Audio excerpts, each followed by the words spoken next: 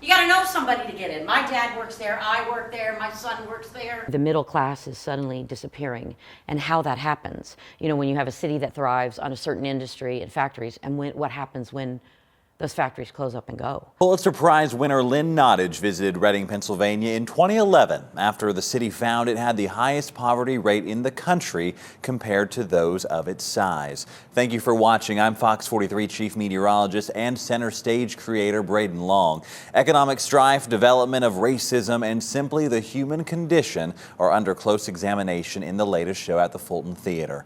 I had the privilege of sitting down with two of the stars of the show and what it means to them. You can find that on fox43.com. But I want to take you deeper with them and executive artistic producer Mark Robin, who directed the show, about why they chose this production and the importance it has to the community. 3 generations of people in your family have made a living, and suddenly that living is gone. What happens to people when suddenly that's not an option? The most important show we will do this season.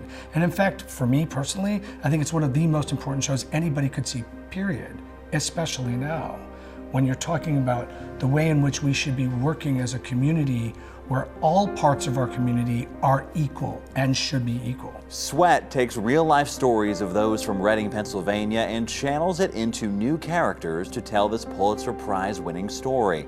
The reflection hitting hard in a community less than an hour from the source, focusing on how economic policy, in this case the North American Free Trade Agreement or NAFTA, had on everyday people. We were so invested in the new and neglected the old that got us to the new. And I thought that was enlightening. I was like, oh. And so I understood how this group, these people feel left behind. You know, they feel it personally. I mean, these are real people. This is how real people talk, and they're real things that are happening to people, and the real ways that they choose to respond. The people in Reading are also the people in Maryland, the people in Kansas, the people in Michigan, the people, I mean, any place where there's a factory, any place where there's a transition that affects a large group, where their lives are turned upside down. This story marks Che Lyons' first Fulton appearance. Che told me earlier in the interview she hadn't even planned on working this year, but this show drew her out.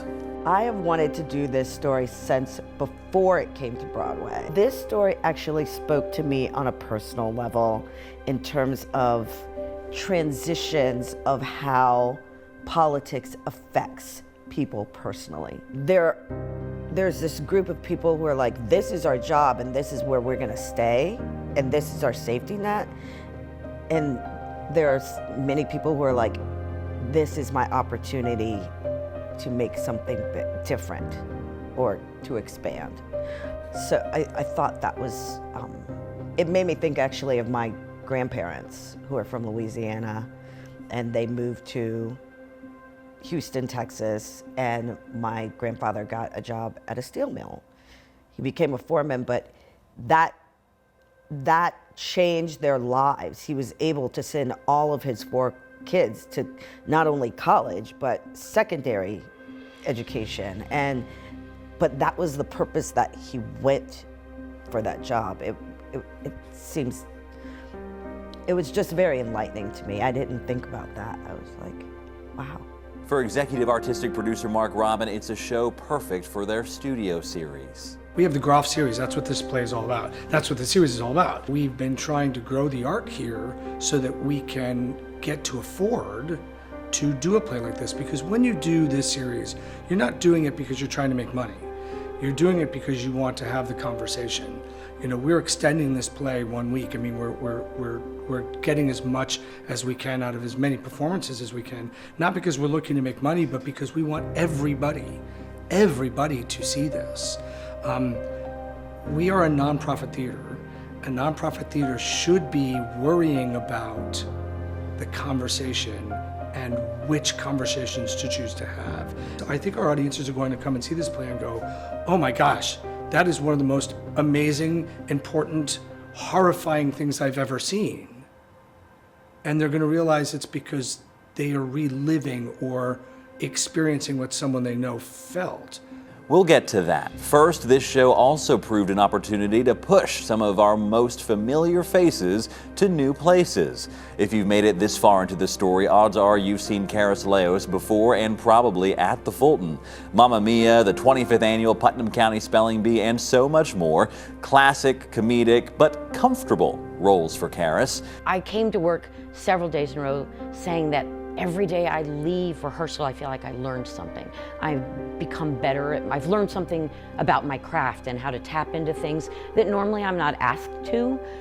So it is completely out of the box as far as what people are used to seeing me do. But I think that's why I'm loving it so much, because it's challenging every time I do it. To be able to surround myself with a group of artists that are so diverse and are so in a path with this show doing work they're not used to doing. You know, when you look at someone like Randall Frazado, Lancaster's Funny Man, Karis Leos, Lancaster's Funny Lady, they're playing intense, real, difficult journeys, human beings. And in Karis's case, not a good human. You care about her.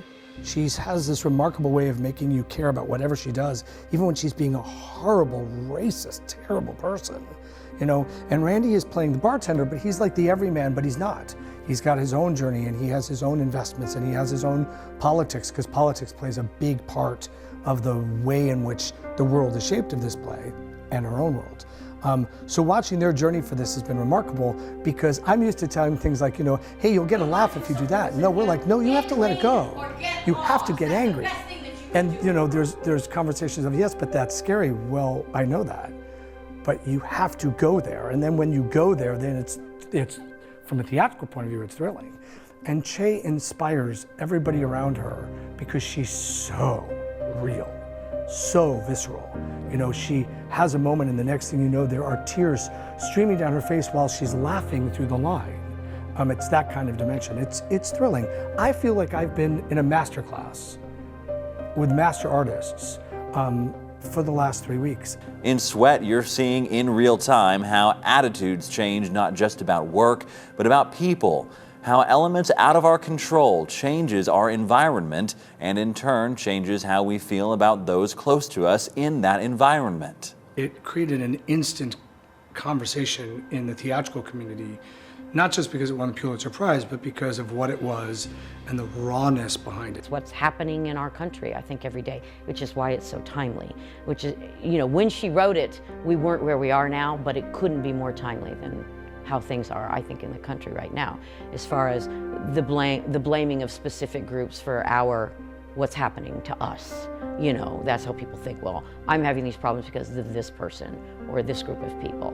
And you see that in the play. When you thought you had a pension and you thought you had a life and you thought you had a future was replaced by a button. You know, they say in the show, you know, we're being replaced by buttons, boop, boop, boop. We all know what it is to be fearful. We all know what it is to think that we're secure and then have one event suddenly take all your security away. If there was ever a time that people that aren't even in the industry of, quote, this kind of worker, COVID just did that to almost all of us. This really is a reflection of who we are still. And the stories of these particular participants will echo in our audiences because it will either be their story or someone that they know. While shows like this sometimes are a risk, it's also a reminder of how theater is the place to have these conversations. Sometimes when you hold a mirror up to an audience, they don't really want to see the reflection. I'm begging people to take that risk. If they can come in the door, that would be amazing. And then I want them to walk out the door changed. I want them to re-examine something about themselves. I want them to talk to somebody. We want to lead the conversations in our community. And the fact that our community is letting us do that, it's an honor.